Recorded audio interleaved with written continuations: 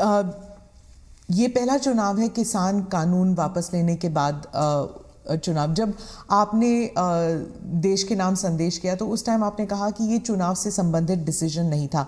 आपने पूरे उस प्रक्रिया के बारे में बताया, लेकिन आपके समर्थक भी कह रहे थे that there was so much of personal capital. प्रधानमंत्री जी शायद कन्विंस नहीं कर पाए किसानों को कि ये देश हित में है, किसानों के हित में है, और उसकी वजह से आपके समर्थन भी जो हैं वो डिसअपॉइंट हो गए थे। तो क्या आप इसको एक व्यक्तिगत रूप में आप इसको एक हार मानते हैं?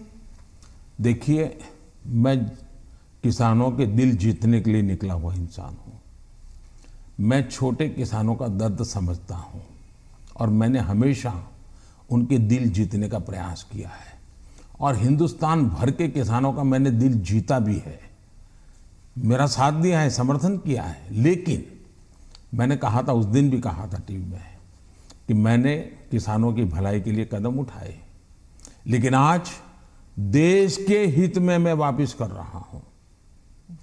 मैं समझता हूं इसको अधिक विस्तार मुझे करने की जरूरत नहीं है। बाद के घटनाक्रमों से पता चलेगा कि क्यों जरूरत पड़ी थी।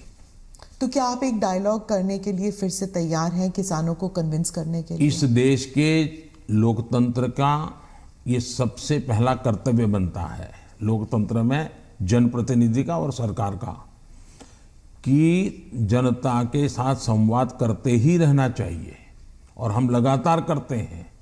हम कभी भी संवाद टूटना जिसके पक्ष में है ही नहीं। हर किसी को, मुझे भी सुनना चाहिए, मेरी सरकार को भी सुनना चाहिए, और बातचीत करना ही चाहिए। बातचीत हमेशा होनी चाहिए, और इश्यू पर चर्चा ना हो ऐसा नहीं है। जैसे हम बजट के पहले बजट कैसा बने हद से क्यों पूछते हैं, किसानों से भी पूछते हैं कि बजट कैसा बनना चाहिए, उनके विचार लेते हैं। ये हम तो मानते हैं कि सब कुछ ज्ञान बाबुओं के पास है और नेताओं के पास है, ऐसा हम नहीं मानते। हमारे देश के पास, हर नागरिक के पास अनुभव है, हर नागरिक के पास ज्ञान का भंडार है।